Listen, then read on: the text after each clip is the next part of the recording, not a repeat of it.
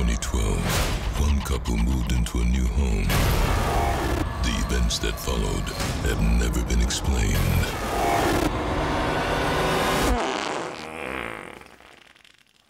How could someone so cute be so stink? Ah! How far are you gonna go to get this demon out? I'll do anything. What is this supposed to do? This just got weird. Well, thank you very much for coming on Flick Nation, man. It's great. Thanks for having me. You're about the only people that would have me. Everybody else told me, oh, hell no. If it ain't Keenan or Damon, don't bring that Wayans to my house.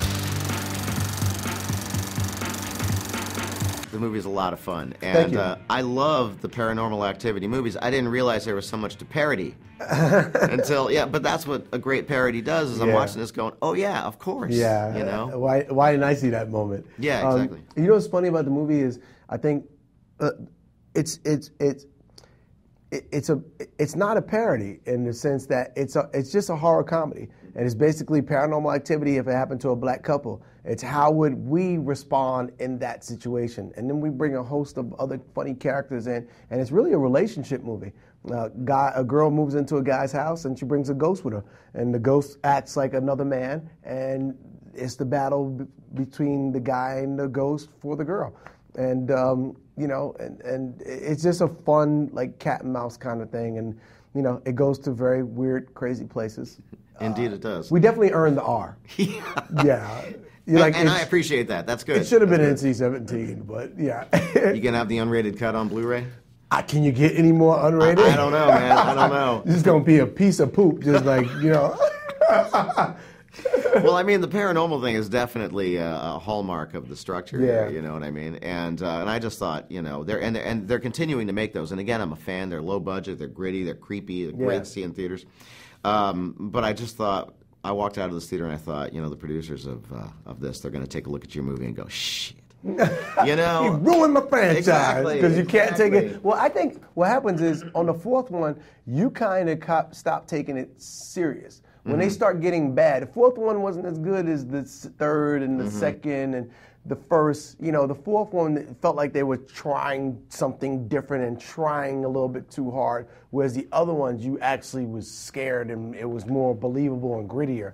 I think they tried to go for a teen girl this time, make her blonde, and you kind of messed it up, you know, because you really invested in the kind of chubby middle-aged girl, who, you know, with the big breasts, and you was like, you know what, she seems like I'd bang her. You know, she wasn't super hot, but she was like, I'd bang her at 4 o'clock in the morning. She's off screen, and you're like, you know, bring her back. You Yeah, know what I mean? I miss that girl walking around her guys' boxers with big breasts. Bring her back. And the little cherub belly. I like that. Like, it's like that old school 1938 stripper body. You know? There you go. There you go. There you go. See, I couldn't put my finger on the appeal. That's what it is. That's what it is. I've studied these movies.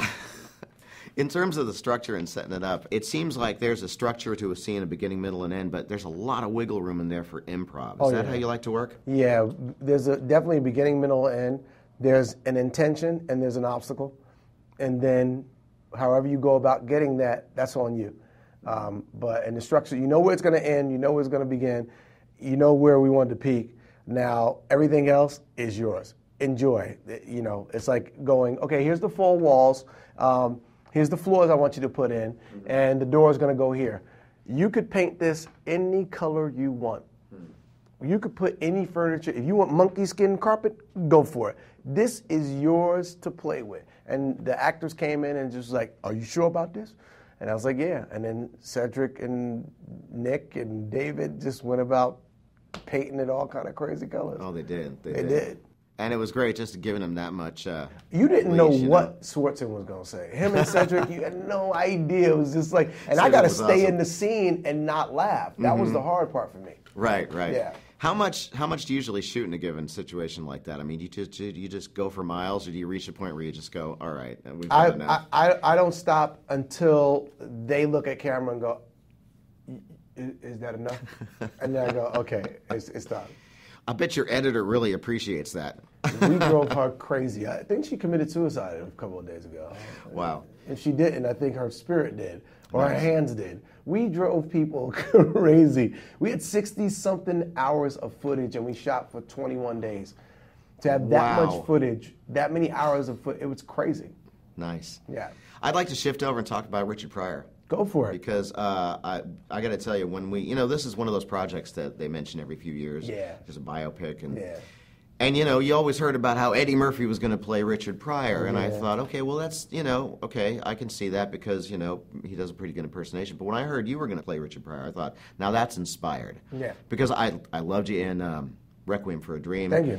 I'm fascinated by comedians doing dramatic work. I think there's a tremendous leap of faith when that happens, and you get some great, great work. It's hard to be funny.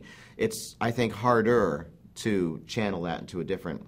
It's actually harder to be funny. It's easier to be dramatic. Because with comedy, there's a lot that goes into being funny. Like, you have to really be on your feet. There's a certain energy. There's a certain math and science that you got to do real quick. You're like a computer, like, okay, boom.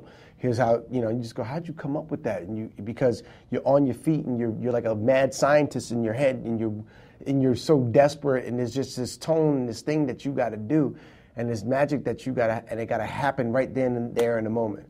With drama, all I got to do is be, and just be honest. And with comedy, we're comedians, we're just honest anyway.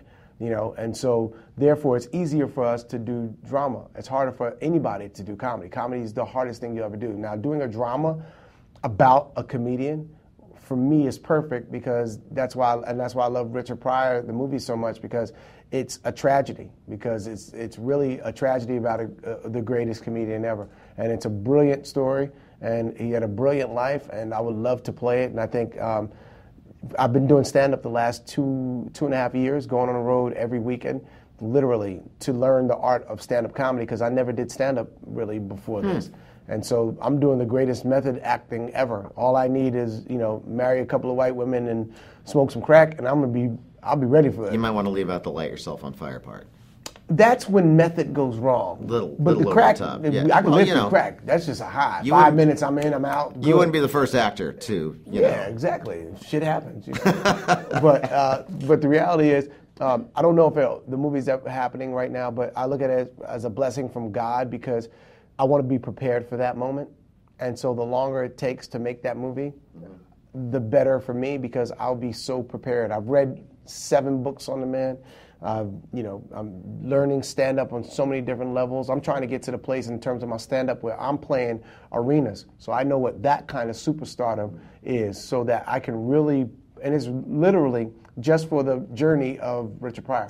I'm exhausted talking to you. Where do you find this energy? I mean, you're so driven to do so many different things. No idea. My mother said, if I could bottle you, she's like, if your father had your energy, we'd have 1,000 kids. I'm like, Mom, you do. What's next for you? Oh, everything. I got a show that I'm producing for my nephews called Second Generation. Wayans for BET. That's airing on the 15th of January, and we have 10 episodes there. I got a show for ABC I'm writing about, based on my life. It's basically, I have 2 children, and I'm the most inappropriate dad ever.